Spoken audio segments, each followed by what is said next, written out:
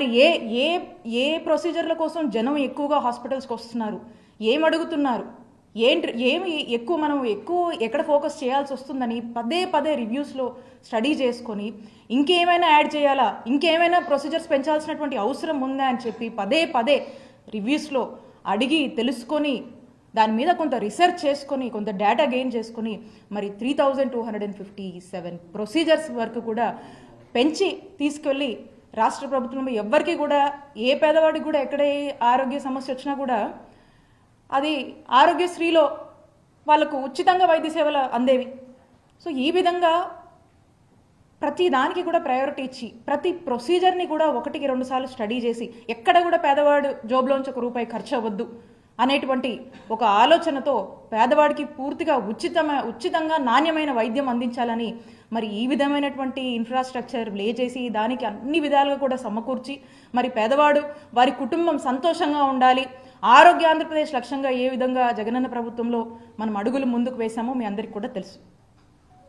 మరి ఈ రోజున మనం చూస్తూ ఉన్నాము, ఈరోజు నెట్వర్క్ హాస్పిటల్స్, ఈ నెట్వర్క్ హాస్పిటల్స్కి కూటమి ప్రభుత్వం 3,000 కోట్లు ఈ నెట్వర్క్ హాస్పిటల్స్కి పెండింగ్ బిల్స్ ఉన్నాయి.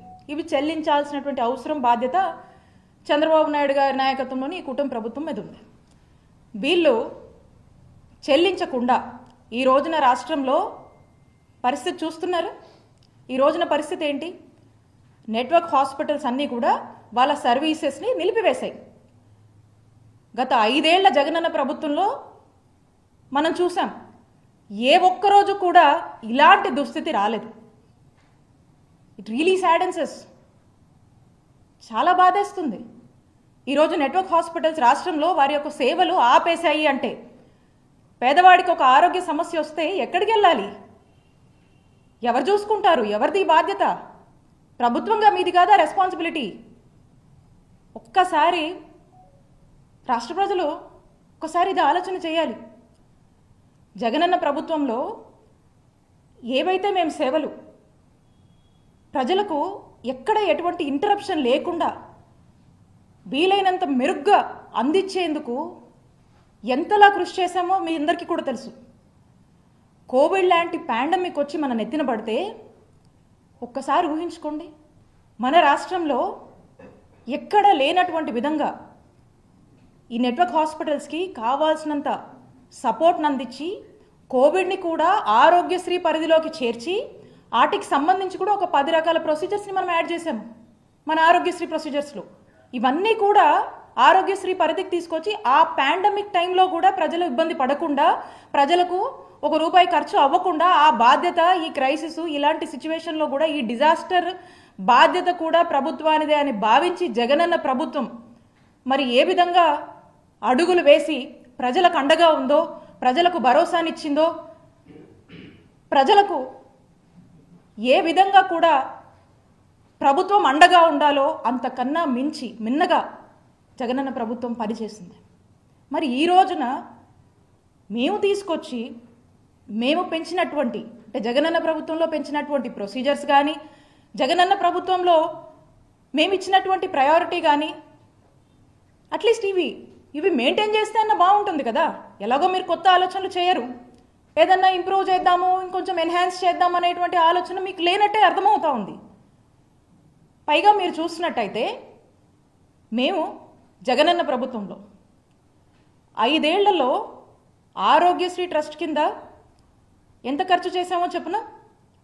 5 ఏళ్లలో 13,500 కోట్లు సుమారుగా 5 ఏళ్ల జగనన్న పాలనలో ఆరోగ్యశ్రీ ట్రస్ట్ కింద మేము ఖర్చు చేశాం.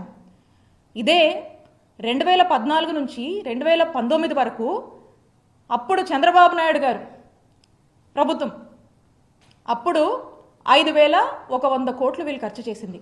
అంటే చంద్రబాబు నాయుడు గారి హయాంలో 5 ఏళ్లకి 5,100 కోట్లు వీళ్ళు ఖర్చు చేస్తే మేము 5 ఏళ్లలో జగనన్న ప్రభుత్వంలో సుమారు 13,500 కోట్లు మేము ఆరోగ్యశ్రీ ట్రస్ట్ కింద ఖర్చు చేశాము. అంటే ఒక్కసారి ఆలోచించండి, చంద్రబాబు నాయుడు గారి హయాంలో సగటున ప్రతి సంవత్సరానికి 1000 కోట్ల వరకు ఖర్చు చేస్తే ఇదే మేము జగనన్న ప్రభుత్వంలో సుమారు 3,000 కోట్ల వరకు కూడా ప్రతి సంవత్సరం మేము ఖర్చు చేస్తూ వచ్చాం. ఇది పేద ప్రజల ఆరోగ్యాన్ని బాధ్యతగా భావించినటువంటి మానవత్వం ఉన్నటువంటి ప్రభుత్వం జగనన్న ప్రభుత్వం ఖర్చు చేసినటువంటి విధానం.